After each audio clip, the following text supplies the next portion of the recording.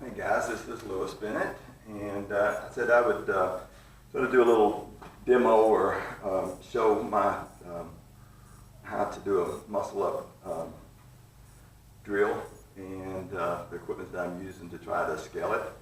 So the first thing I did was I kind of built this in the garage here, what I call a dream machine. There's a commercial model available for sales for a couple $100, but all I did is get my old climbing harness and a couple of ropes and a couple of pulleys and a set of rings, and I just kind of rigged this thing up and clipped it on the back of the harness. So what's nice about this is that mechanical advantage here is like 2 to 1. So if you really are just learning, then you can learn to pull yourself up pretty well. So you can see that I can do that the whole false grip hold. I can pull myself up pretty slow. It's a really good way to warm up even if you're good at it. So you're just going to kind of pull up and go all the way up. And the fact that I'm only really pulling half my body weight, it makes it so that I can do reps and learn the skills. You can even work on iron crosses if you're so desired. Pull the hands out in front of you. Like I said, it's really a good way to work up to it. Well, I started out this way, and then after I got pretty used to it, tried to make it a little bit more difficult by adding weights to myself. Like I have a 20-pound vest or a 40-pound vest I put on and try to weight myself down. But to actually get to where the point where you're doing a full muscle up, you end up having to add your whole body weight, which gets to be real cumbersome. Anywhere after about 30 pounds, it gets hard to hang kettlebells and weights. So I wanted to try to figure out a way to do it a little bit differently.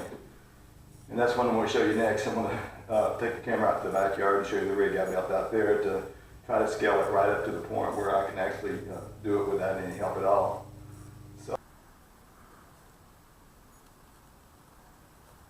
Alright, so this is the rig that I've built in the backyard to finish my muscle up scaled efforts. I'll show you a little bit with the film and see if we can put the camera back, then I'll demo it a little bit for you.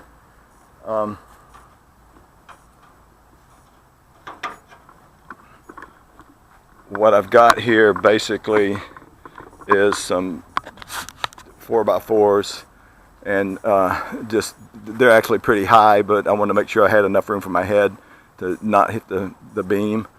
And all I did is hang the rings, and then instead of the single pulley that was hooked to the rings like on the inside, I've got 2 pulleys that are hooked to ropes on each end. So the front ones I hooked to my harness, and the back ones I just counterbalance with weights. So it's not really a complicated rig. Here on the end of it though is my infamous pegboard, and you can see it goes pretty high.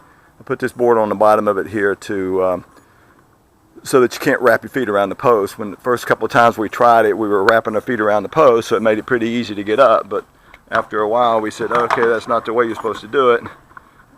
So it got to be quite a bit harder. So let's see if this is in the right spot. Then, okay.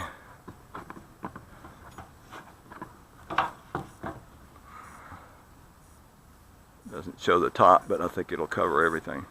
All right. So what I'm going to do is start out with some heavier weights, and I may not work all the way down today, but I just clip myself in like I did before, one on each side, and then grab the kettlebell. And this time I'm using 20, so I'm basically counterbalance myself with 40 pounds, which is a lot harder than what on the inside I was doing, but it's certainly easier than not doing it than trying to do it as a straight muscle up. So counterbalance myself with these guys, and then I can pull myself up, and as you can see, as I go up, bars come down. So now I can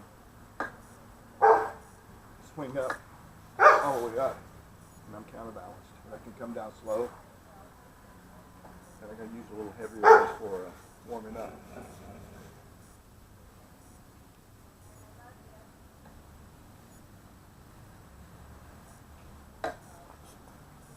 Then, as I get better, I'll progress to slightly lighter weights until I get to the point where I don't need them. we'll go from the 20 to the 15.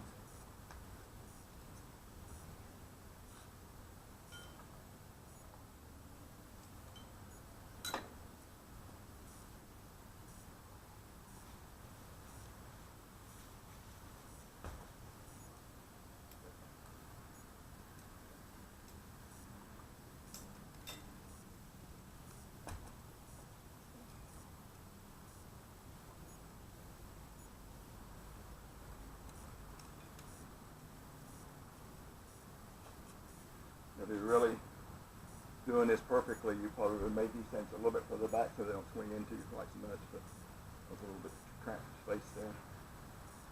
Alright, so same thing, just now I'm counterbalanced with 30 pounds instead of 40. And as you can see, it starts getting a little harder to get up, but I can still get up there.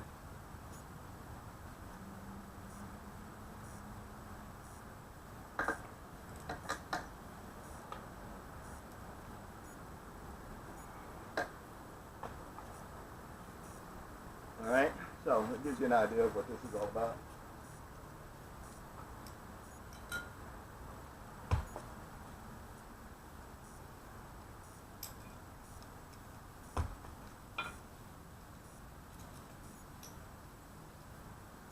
Fun. Now I'm going to try to show you a little bit about the pegboard. Alright, so this is my infamous pegboard. As you can see, I've got it sitting now so it just goes straight up. I can also put it so it goes up and across this bar, and I have a brace board that goes across the bottom there so we can just scale across. When I first built it, I didn't have this on here, and when we were going up, we were wrapping our feet around the post, so it made it a lot easier to get up. Now to put this on there, you have to actually just put your feet on this, so the degree of difficulty went up about 4 or 5%, or 4 or 5 times, I mean. So I'm going to try to show you a little bit about it. I probably would get up 2 or 3. The most I've done is about 4 at this point, and then I usually jump down. It's really hard. My goal is to get all the way up and back down without wrapping my feet around anything. So you put the pegs in the holes, and then you can just pull up.